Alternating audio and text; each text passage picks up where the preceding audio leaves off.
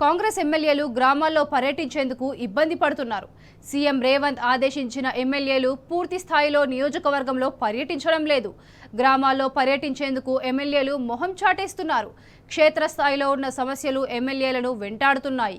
ఎమ్మెల్యేలు సీఎం రేవంత్ మాట వినకపోవడంపై కాంగ్రెస్ పార్టీలో హాట్ టాపిక్ అయ్యింది.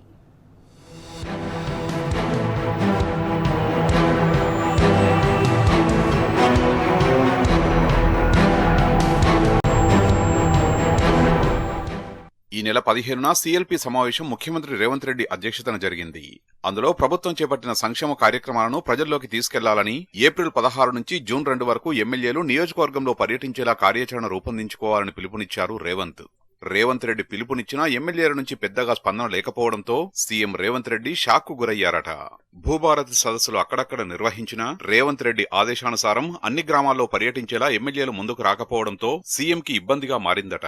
అందుకే జానారెడ్డి నివాసం వద్ద సీఎం రేవంత్ చిట్చాట్లో ఎమ్మెల్యేలు హైదరాబాద్కే పరిమితమయ్యారని కామెంట్లు చేసినట్టు కాంగ్రెస్ వర్గాలు అంటున్నాయి.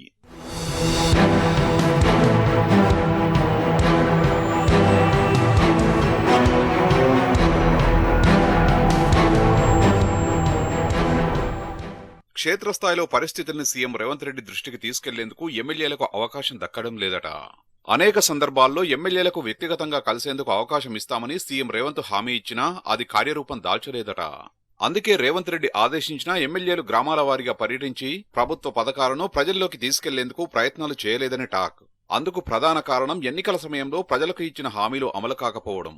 నిధుల కొరత కారణంగా ఎమ్మెల్యేలు గ్రామాల వారీగా పర్యటనలు చేయడానికి వెనుకడుగు వేస్తున్నట్లు తెలుస్తోంది.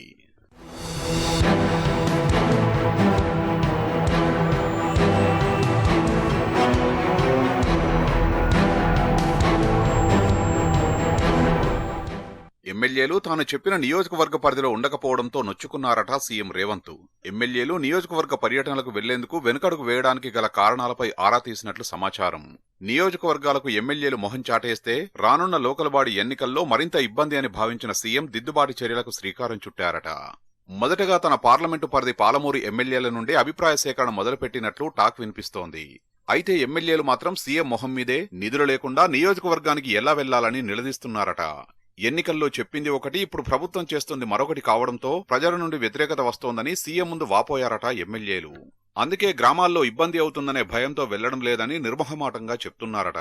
దాంతో చేసేదేమీ లేక నియోజకవర్గానికి కావాల్సిన నిధులు మంజూరు చేస్తానని హామీ ఇచ్చి సీఎం తప్పించుకుంటున్నట్లు కాంగ్రెస్ వర్గాలు అంటున్నాయి.